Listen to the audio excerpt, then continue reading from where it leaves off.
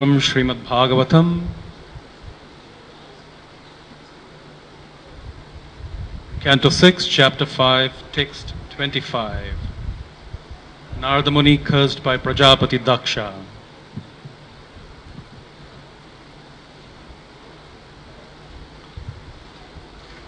Te Om Namo Bhagavate Vasudevaya. Om Namo Bhagavate Vasudevaya. Om Namo Bhagavate Vasudevaya. Narayanam Namaskrityam Naram Chaiva Narottamam Devim Saraswatim Vyasam Tato Jayamudirayat Nashtaprayasha Bhadreshu Nityam Bhagavata Sevaya Bhagavati Uttama Shloke Bhaktir Bhavati Naishtiki. Jai Sri Krishna Chaitanya Prabhu Nityananda Shri Advaita Gadadhar Shrivasadi Gaura Bhakta Vrinda. Hare Krishna Krishna Krishna Hare Hare Hare Rama Rama Rama Hare Hare. Te Cha Pitra Samadhishtha Praja Sarge Dridhavrata Narayana Saraha Jagmuhu Yatra Siddha Swapurvajaha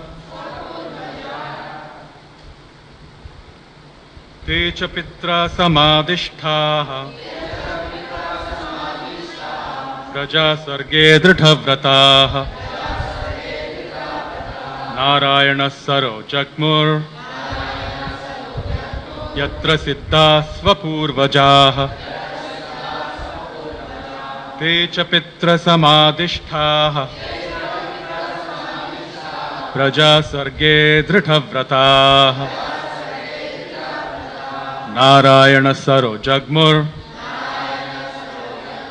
Yatra Siddha Swapurvajaha Te cha Pitra Samadhishtha Praja Sarge Dridhavrata Narayana Saro Jagmur Yatra Siddha Swapurvajaha.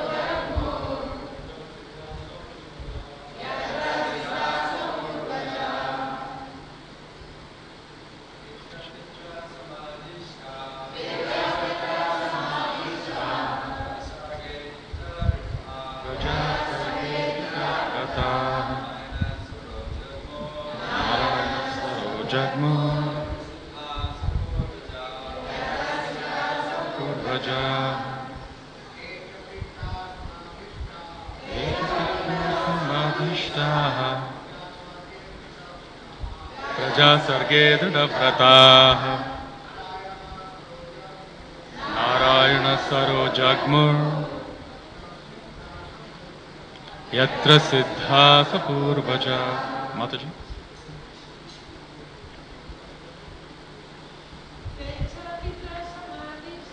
Te cha Pitra Samadhishtha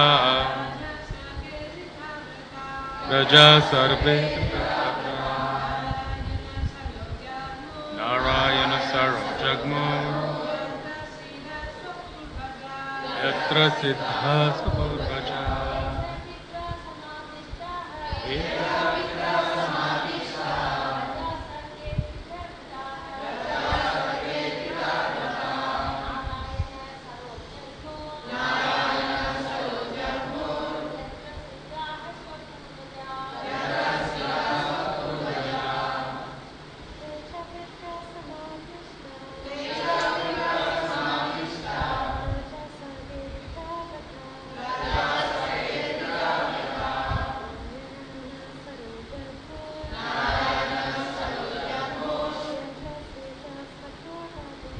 putra siddha supurvaja. They, these sons, the Svalashvas, cha and pitra, by the father, samadishta, being ordered, praja sarge, an increasing progeny or population, Dhritavrataha, accepted vows, Narayana Saraha, the holy lake named Narayana Saras, Jagmuhu, went to, Yatra, where, Siddhaha, perfected, Swapurvajaha, their older brothers who had previously gone there.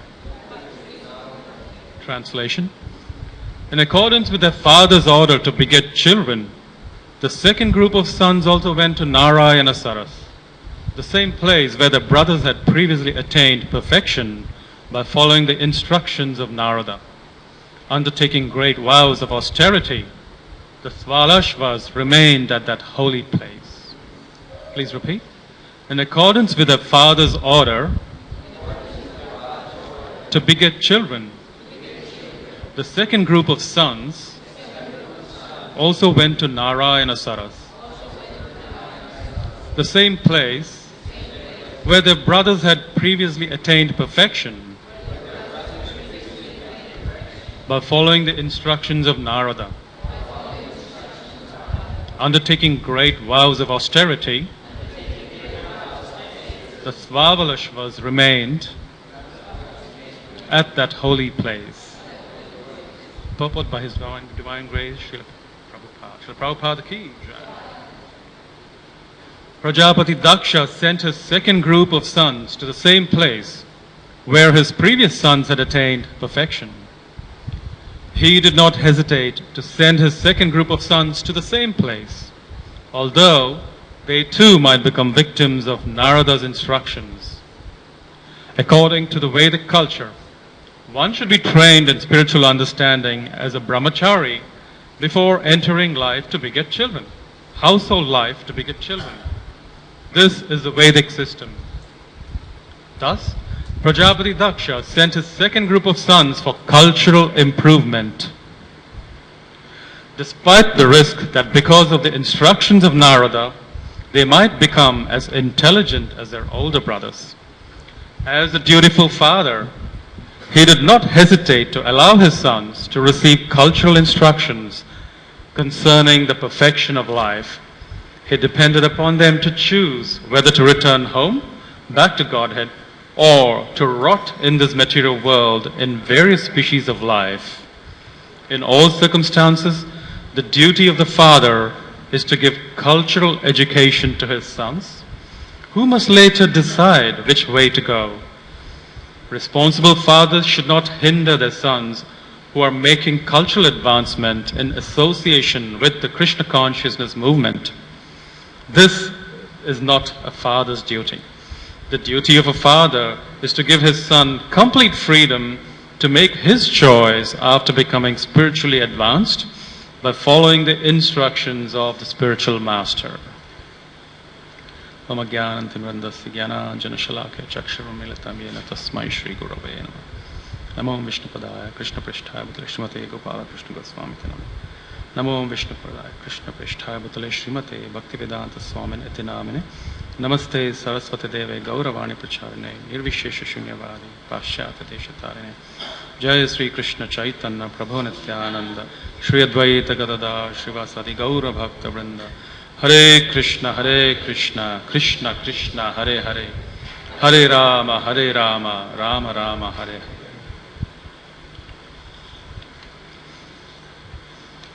So, in this particular section of the Srimad Bhagavatam, where Narada Muni is cursed by Prajapati Daksha eventually, we have some interesting incidents leading to that. So, I was reading through this chapter and a few chapters before that, and I realized that we are so insignificant in this material world. So insignificant. You can imagine this spirit soul, we are so bound by time.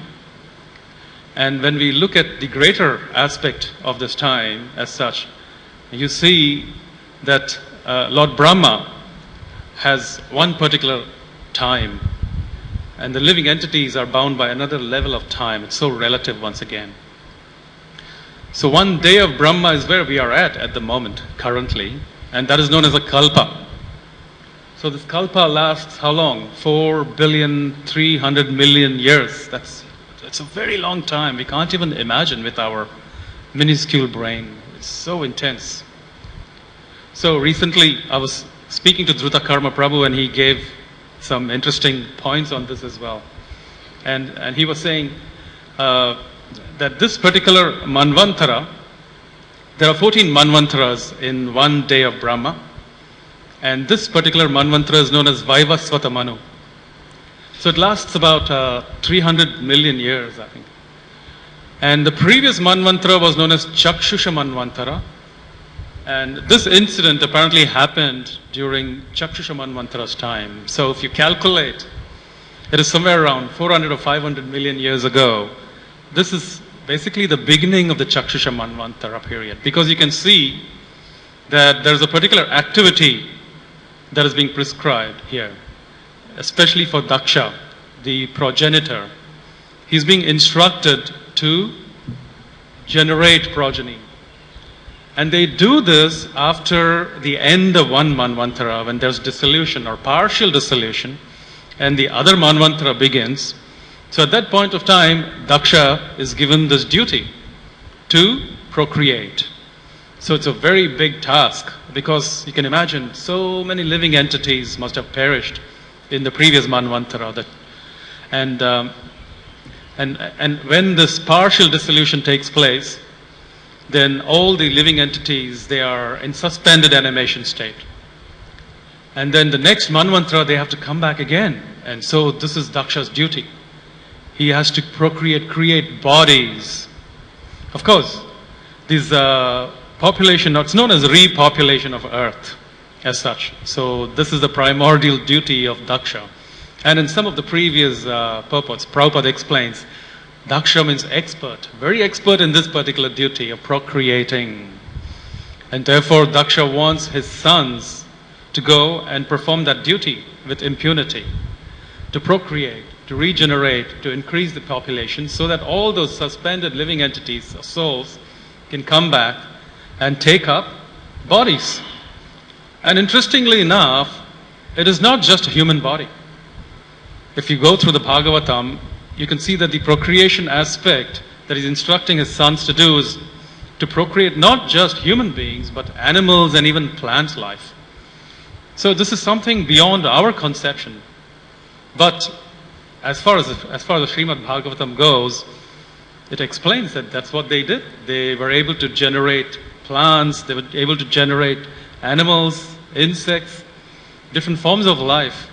So all these different types of vehicles, these Dakshas, they're very powerful personalities, so potent and empowered by the Supreme Lord to manifest these. In fact, in the previous chapters, it's explained that Daksha initially mentally tried to organize this procreation business, but then he failed. And therefore he had to come back to his sons and say, you boys go and carry on. But before doing that, he wants them to come up to a constitutional position. And Prabhupada calls that cultural education as such. So before this procreation process, there is some kind of education that has to be imparted to the sons of Daksha. And Prabhupada calls it cultural education. That's rather important, even in this day and age for that matter, because as parents, the type of education that they impart to their offsprings literally makes or breaks them to a great extent. And in the purport, Srila Prabhupada also explains that although it is the moral duty of the parent to give this education to their offspring, but at the same time, they cannot enforce that result. It is up to the living entity, that son or daughter, to follow it properly or to reject it and go wayward. So Daksha is very aware of this. He's not enforcing this process, and therefore he's imparting this cultural education and he's sending them back to the same place, wherein he already knew that his previous sons, they were taken away by Narada Muni. They were instructed by Narada Muni, rather intercepted by Narada Muni, and given spiritual education. So and then later on you get to know that even the Svavalashas, they also were intercepted and taken away by Narada Muni to practice devotional service. Therefore Daksha became a little bit clever after that. He said, okay, let's do one more thing. Let's trick Narada Muni as well. Let me get my daughters to perform that activity of begetting progeny and repopulating the earth. Then Narada Muni will not be able to touch them because he is brahmachari anyway. So what will he do? Coming to the Matajis. So this way he got all his daughters, so many of them, to procreate. So this regeneration business is going on even now. But those personalities were able to regenerate plant life, animal life, and human life. And once these beings were evolved, then they were able to reprocreate again amongst themselves, which, as we see now, is what is happening. So this way, the idea was to generate bodies that will serve as vehicles with a particular level of consciousness. And that level of consciousness depended upon how they left their particular bodies or were in that suspended state in a particular level of consciousness. So this, the Dakshas were expert in, and this was how that procreation took place.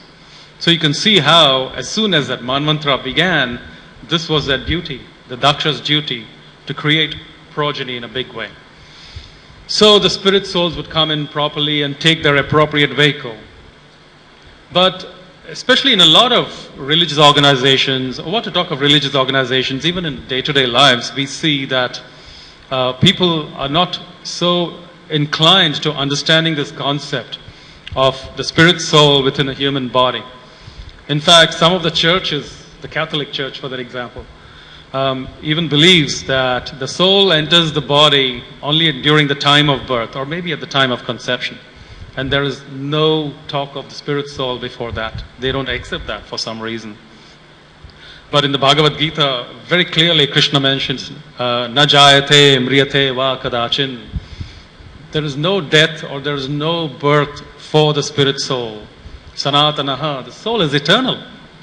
So, therefore, in this eternal state, for the soul where there is no beginning or no end, where is this concept that the Christian churches, or for that matter, the materialists, they don't even believe in the spirit soul, and they think that the spirit soul just manifests at the time of birth, and that's about it.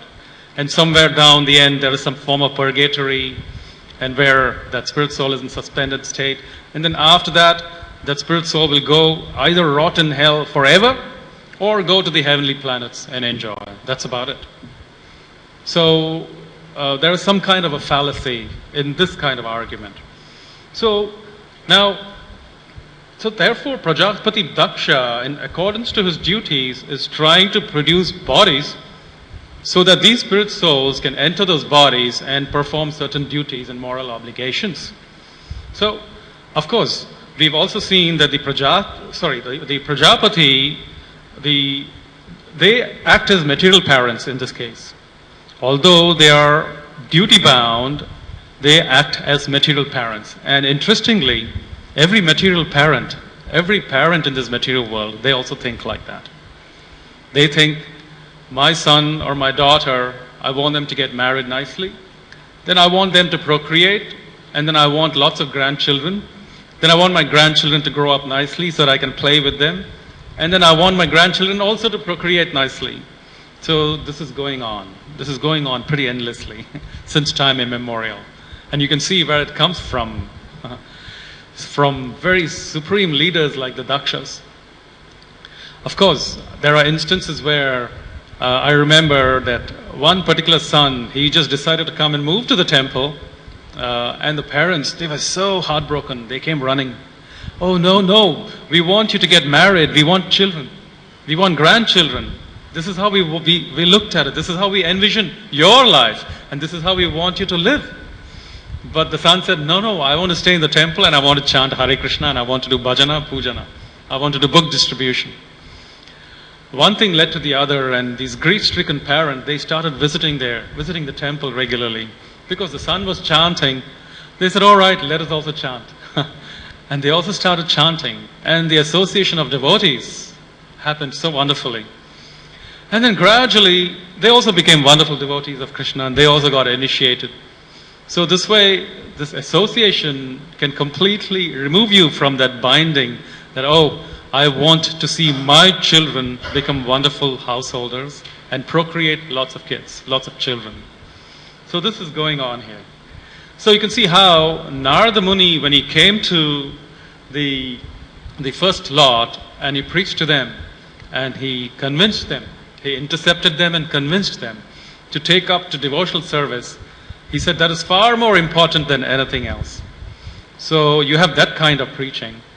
But of course, Narada Muni also teaches in the sutras, the the Pancharatrika Vidhi. In the Pancharatrika Vidhi, Narada Muni explains, he says, how one can live within this material world, within this material scope of things, and then simultaneously perform your duties and then advance in Krishna consciousness. But the Bhagavata Vidhi that Narada Muni gives to the sons of Daksha, that is instant. He says, don't get involved, don't get entangled. Just don't get involved in this procreation business. Simply jump into Bhagavad Bhakti. So that kind of example also Narada Muni gives. And Srila Prabhupada explains that within ISKCON, we have facility for both. Bhagavata Vidhi, instant, just complete detachment and simply focus in chanting and book distribution.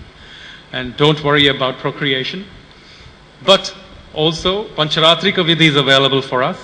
So we are within our conditioned situation. We are, in this business of procreation for devotee children. But at the same time, we are trying to perform devotional service. So within Pancharatrika Vidhi, that kind of support is given. So here very clearly, we can see that the higher duty of the living entity is not just material procreation, but also to instill Krishna consciousness to the living entity. And therefore, Rishabhadev, he explains in the third canto, he explains that one should not beget progeny if the parent cannot, take care of them so that they can go back to Godhead. And I think this is also the situation with the Guru. One should not accept disciples if one cannot take them back to Godhead. So like that, we have wonderful instructions. But at the same time, it is the moral obligation of the parent to give this information or give this cultural education, as Prabhupada puts it.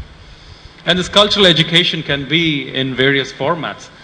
Daksha knows, so he sends them to a particular Narayana Sarovar so that they can perform austerities. They can perform certain activities. They can cleanse their consciousness completely. They can remember the Supreme Personality of Godhead. And then they can come back and after performing the proper samskaras, they can beget progeny.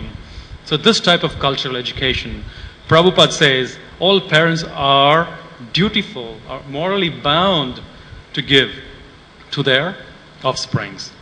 Unfortunately, that does not happen in this day and age. There is just no cultural education. What to talk of the Western world, even in India these days, that kind of cultural education is not relevant anymore. Parents, they procreate because of sense enjoyment, and somehow this Varna Shankara aspect has come up, and then the children, they are so involved in sense gratification. You have the internet, and then you have television, you have all forms of media assault, that they're completely bewildered, and the parents are also bewildered. I went to this house one day, and the parents out there, they were sitting in front of the television set, and the parents were also sitting in front of the same television set, and the grandchildren were also sitting in front of the same TV, and the servants in that house were also sitting in front of that TV, and they were spending about 4 to 5 hours watching mother-in-laws and daughter-in-laws fighting with each other on the television, the TV set. And apparently it's very popular in India. the afternoon time is considered the best time for the ladies of the household to sit in front of the TV sets and watch soap operas for hours on end. And the media puts up a blitzkrieg of, advertisements, and they just pump up one ad after the other aimed at these ladies. So because they are supposed to be the biggest purchasers of, household commodities and goods. So it's aimed at them, and that's how they generate their revenue. So a lot of time is wasted this way. So this is a very unfortunate situation. Therefore, Prabhupada says that parents are duty-bound to offer proper cultural education to their offspring.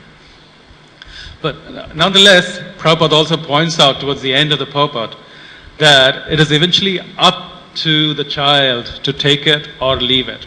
And Prabhupada uses the word, you can either rot in hell or you can be immersed in Krishna consciousness and take up to this process and go back to Godhead. So that is actually up to the living entity to either rot in this material existence of procreation or go back to Godhead. So this is really amazing. That even for example, in the Srimad Bhagavatam, the example is given of Maharaj Vena. You can see how when Maharaj Vena appeared, he had all these symptoms of a very, very evil personality. But Maharaj Vena's father, King Anga, he was a very pious personality, and he gave all kinds of moral education, cultural education to Vena. But somehow this Vena, he did not take it up, because it was up to him whether to accept it or reject it. Maharaj Anga, he performed his duty. He saw these symptoms in Vena. Oh, look at him. As a young child, he's tormenting all these living entities. And he's tormenting all his friends in school.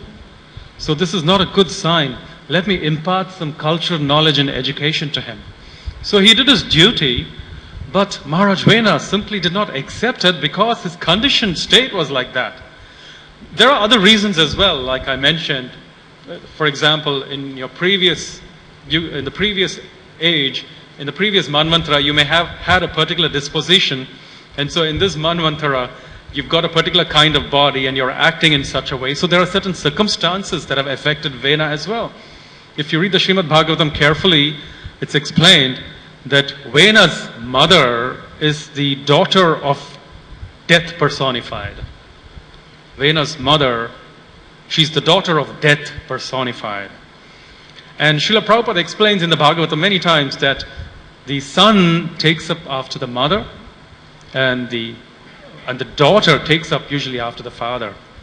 So if the son takes up after the mother, then which means the characteristics of the grandparent, especially the grandfather, comes to the son as well. And here it's explained Vena's grandfather was death personified. So therefore Vena becomes death personified for a lot of living entities as well.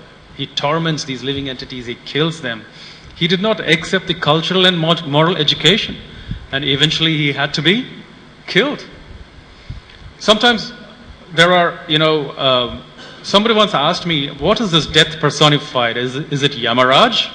Yamaraj is death personified, no doubt, but Yamaraj is Mahabhagavata. So, and then when we look into Shastra and we understand that this particular aspect of death personified does not allude to Yamaraj.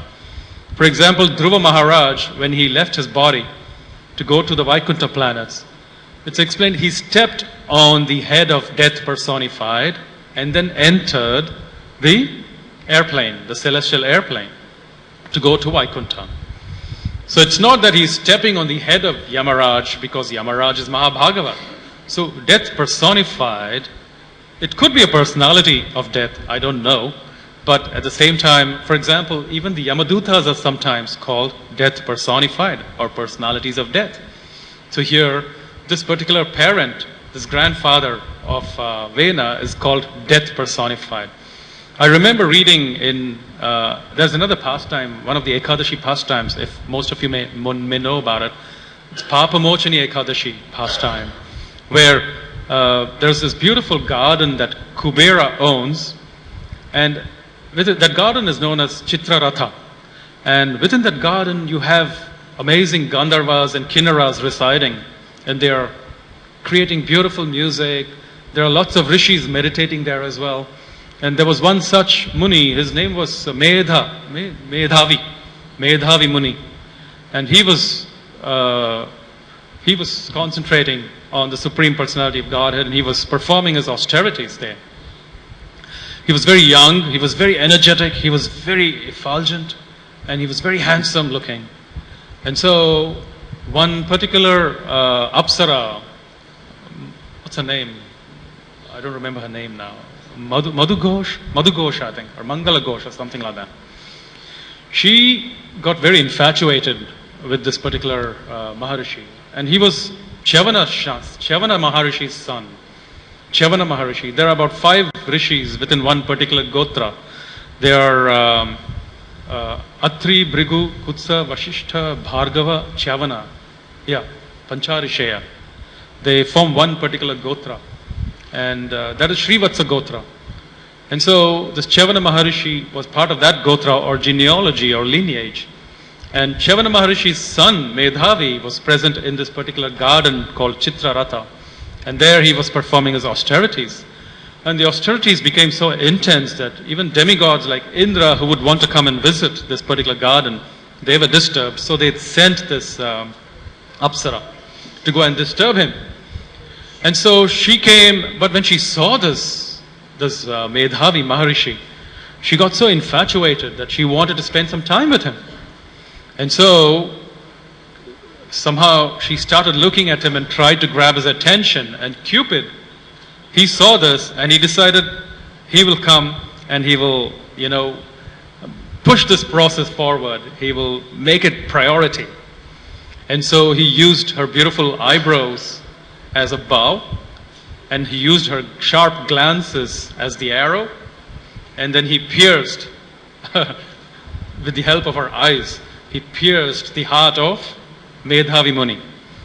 So this way, when Medhavi heard the beautiful bells from her waist belt, from her anklet bells, and from the beautiful melodious sound from her bangles, he woke up and he saw her, and he also got infatuated. All his tapasya, all his austerities, in that split second, they diminished.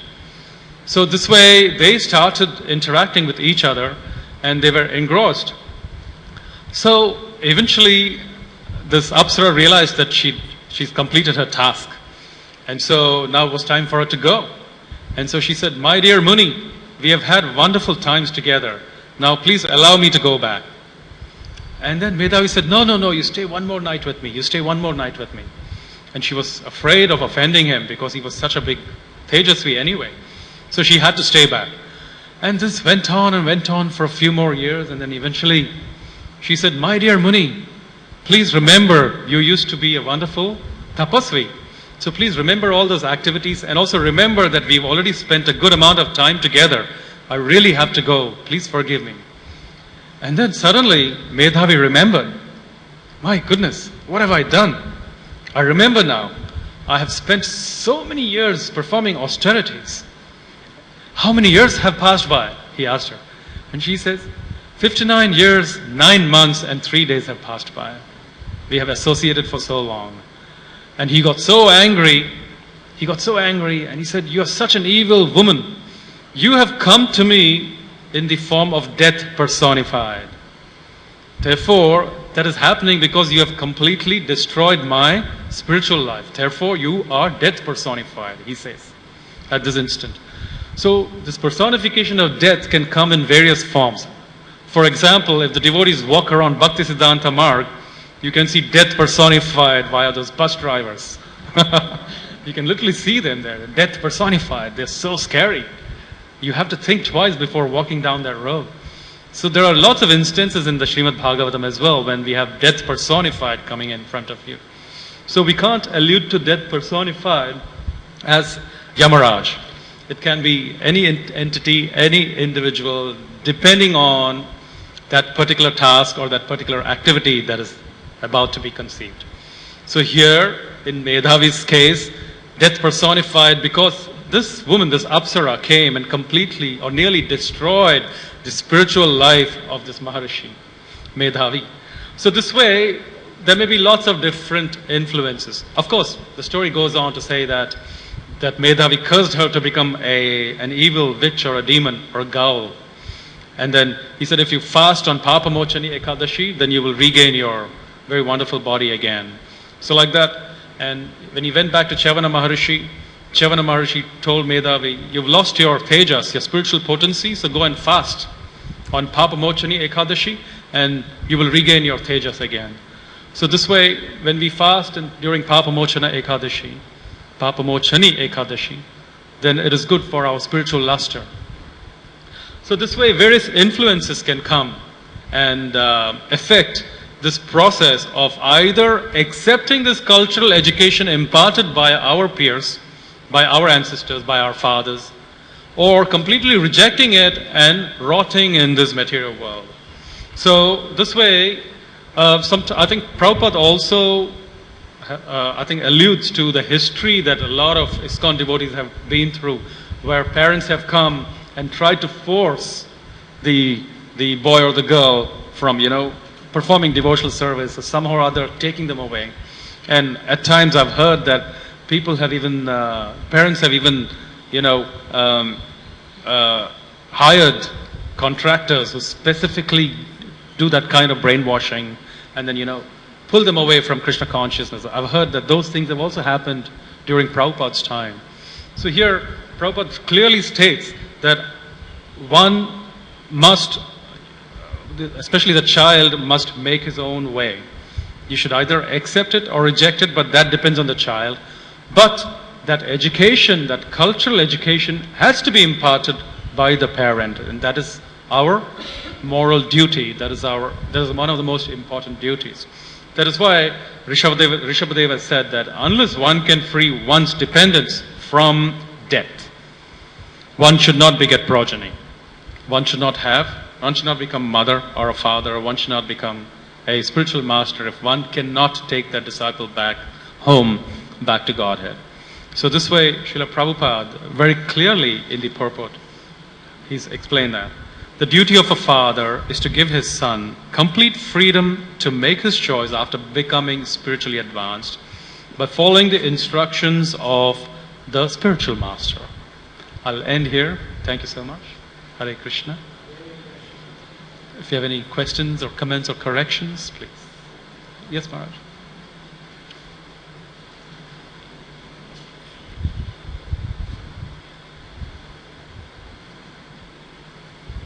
You were talking about all about Kalpa, Vaivasitamanu, Chakshamanu.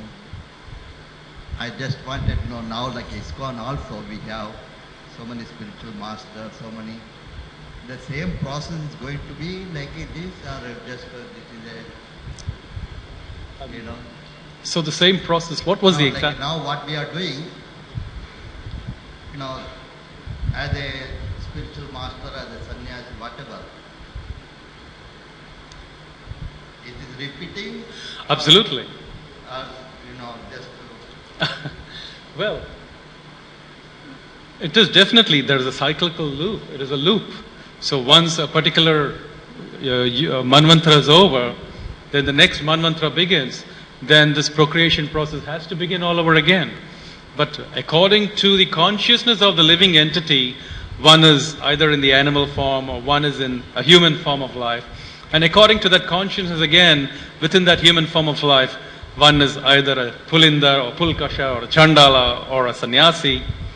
So definitely, that depends on the consciousness of the living entity. And therefore, that free will that Prabhupada talks about is very, very clearly stated in this purport, that it is the child who is responsible to accept or reject that cultural education. So if you've accepted that cultural education properly and taken up to this process of Krishna consciousness, then naturally we are elevated to higher stages of life, and then you take up sannyas or a grihastha or any other platform, but you are moving through this process of devotional service. What about Prabhupada is the spiritual master, the founder Acharya. Mm-hmm. He is also the same now. Srila Prabhupada is definitely a Nitya Siddha. So that is the difference between this. What I'm trying to say that. Oh, I understand your point Yeah. now. Especially when someone is performing activities under the instructions of their spiritual master and eventually under the instructions of Krishna, what difference does it make whether this kalpa or that manvantara? They are already elevated souls and they are already with Krishna anyway. So they are not bound by these rules, but they are performing these activities under the instructions of Krishna and Guru. But yes, the rest of the living entities, the human beings, the animals, the plants, we are all bound, unfortunately, in this cyclical loop. Prabhu?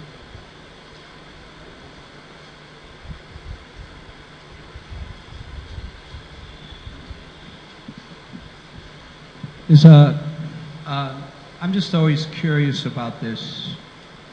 It says Daksha, he produced the 5,000 sons in the womb of one of his wives, and now he's producing the Shalvashas?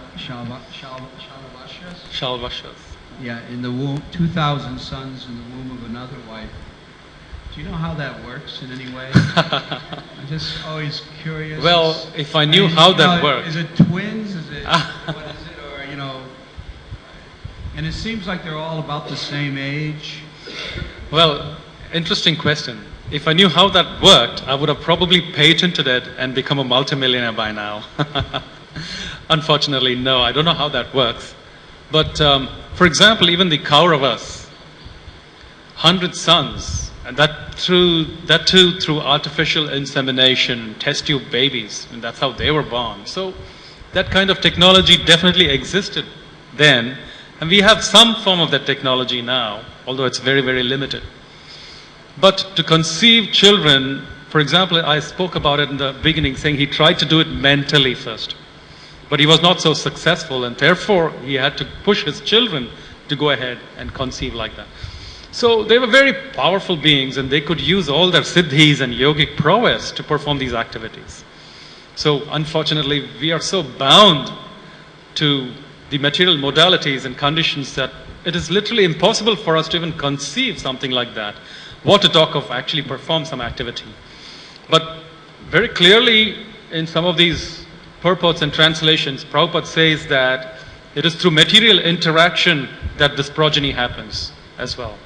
So 2,000 children means they were empowered to interact 2,000 times with their wives to produce that children.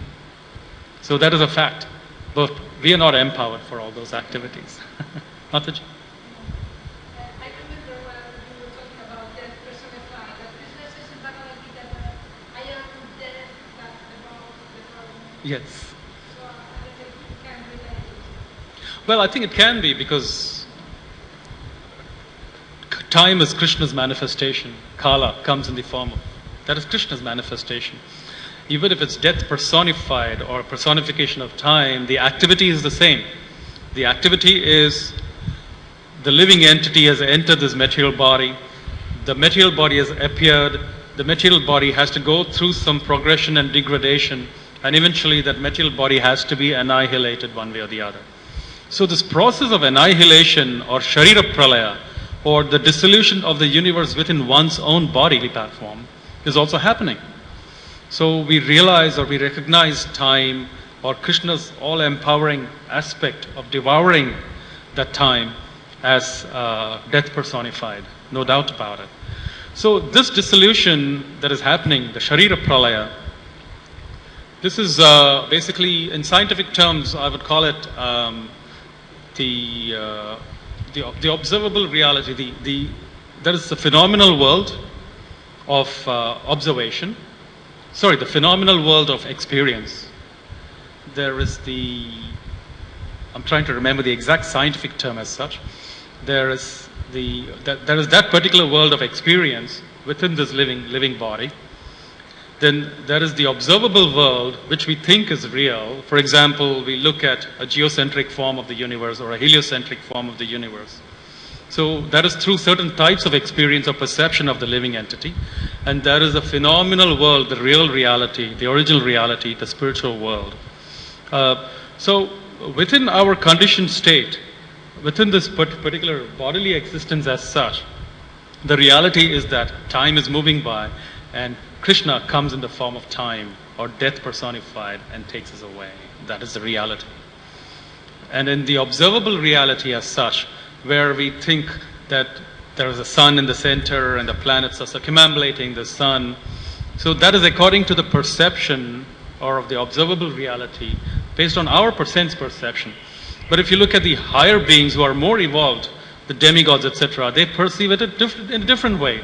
They look at Bhumandala, they look at Mount Meru, they look at all the different layers of heavenly planets, subterranean heavenly planets. They can see that as well. But still, there is death personified, even for them, even in those states of life, states of being. For example, it's explained that in the subterranean heavenly planets, especially the Nagaloka, the death personification happens in the form of Garuda, who comes and kills these snakes and, devours them. That is the way they die, although it's considered a very heavenly planet in Nagaloka. And they have so much opulence. But when they look at Garuda, they say, that is death personified. So it happens in different ways according to our levels of consciousness as to how we perceive it. Yes. Hare Krishna. Microphone.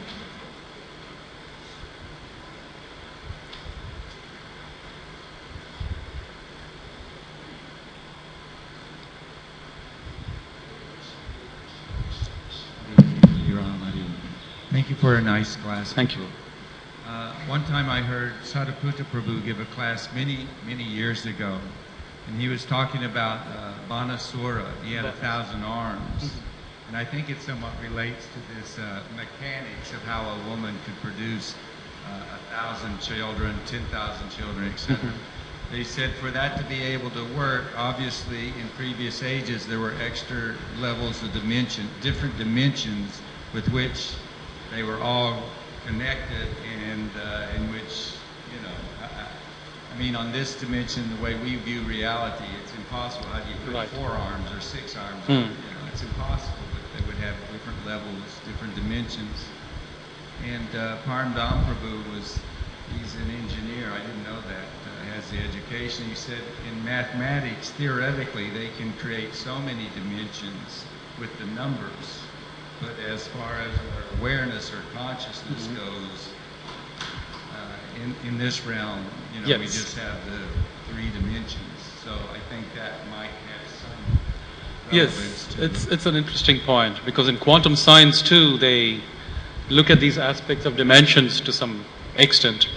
Sound vibration is so potent that you can manipulate material energy and extract certain qualities of one object within the same time and space, and and create multifarious activities within that same object.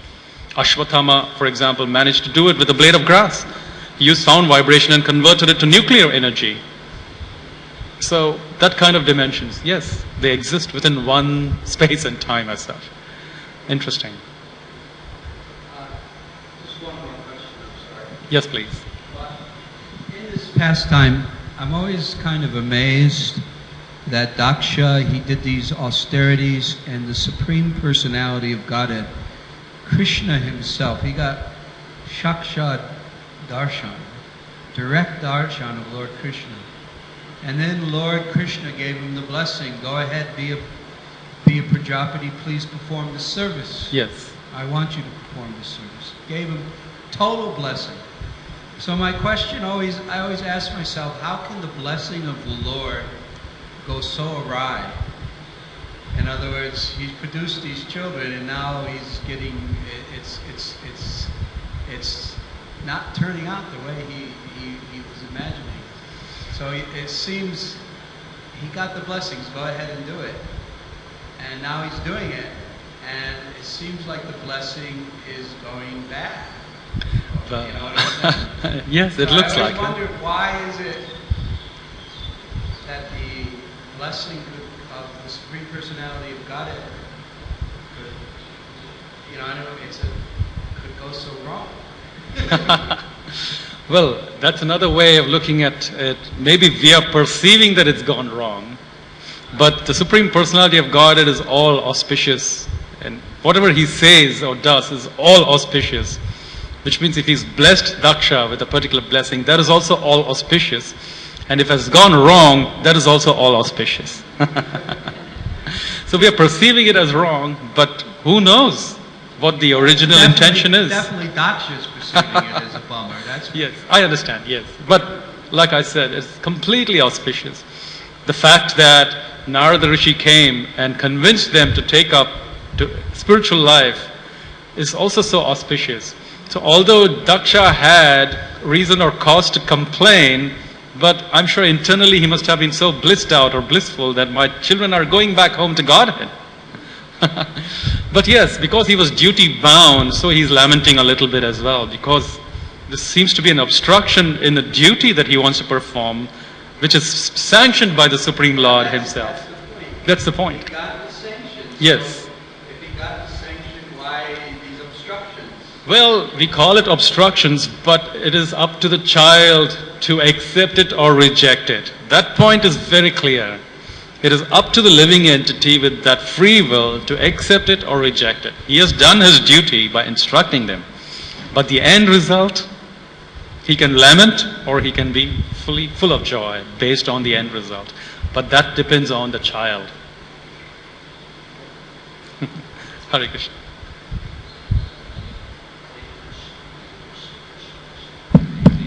Another angle is that he specifically wanted material blessings. The Lord gave him material blessings. And the nature of material blessings, they are inevitably going to turn Absolutely. out to a bummer. Very good point. But simultaneously it stated the Lord wanted the progeny. Oh, this is what you want, this is what I also want. So Right. he's stupid enough to be the instrument for the fulfillment of that particular service, in that he will be thwarted or disappointed because it's a material desire.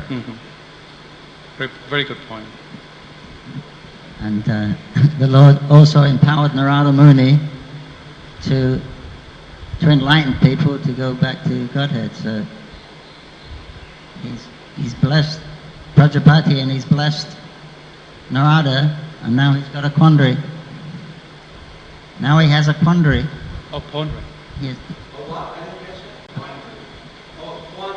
Pondering. the Lord, he's blessed Daksha to go ahead, and he's blessed Narada Muni. You can preach to people and deliver them. To do that, yes. Now he's got a problem. So Krishna works both ways. That's why I think it's explained that the Supreme Personality of Godhead he doesn't favor anybody in particular. He gives blessings to everybody.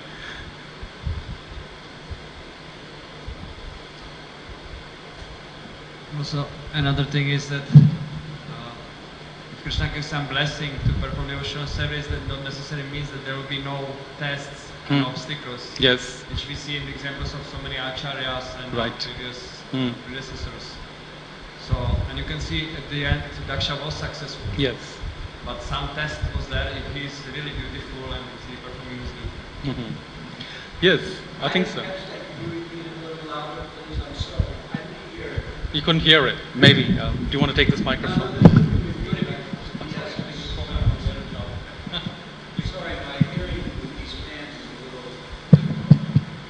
Hare Krishna. Hare Krishna. Do you hear now? Yeah. Whenever there is a blessing of the Lord to perform certain duty, that does not necessarily mean that there will be no obstacles or some obstructions during performing that duty. There's always some tests. An example of great devotees today also blessed. Srila Prabhupada was blessed by Rupa Goswami to go and preach to the West, but that doesn't mean it was everything easy and smooth. So in this way, Lord always gives blessing. So at the end, you can see that Daksha was successful. So blessing was fulfilled. But he got his daughters. That's his success. He got the daughters, Yeah, and he got the daughters, He yes. Prabhu explained on the class. He did increase the progeny. It wasn't through the son, it was through the daughter. Through the daughters. So it worked out well for him nonetheless. So the blessing happened there. Yes. I don't mean to rain too much on Daksha because I should take the dust of his feet. Yes. But simply to call how he dealt with his frustration in his obstacles of Narada Muni preaching and liberating his children and becoming offensive. It has nothing to do with devotional service or the blessings of the Lord. Yes. I want to say something.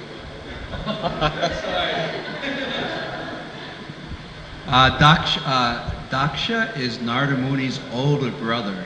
Just try to remember that one too, okay? They have a very intimate relationship, Daksha and Narada Muni. They were born from Lord Brahma just about the same time, and Daksha is Narada Muni's older brother. Remember that, okay? But then there are different Dakshas at different Manvantaras as well. Yeah. So I'm just saying it's family affair, okay? Shiva the same way. Yeah, Shiva too. They're all family. They're all the firstborn. We're hearing about the firstborn progeny that come out in the universe, and they're very intimately related. No doubt. Okay, I just want to make that. Final one, and then we'll call it a day. We can also see in the example of Daksha that he was not blessed to perform pure devotional service because that was not his desire. His desire was, what is it?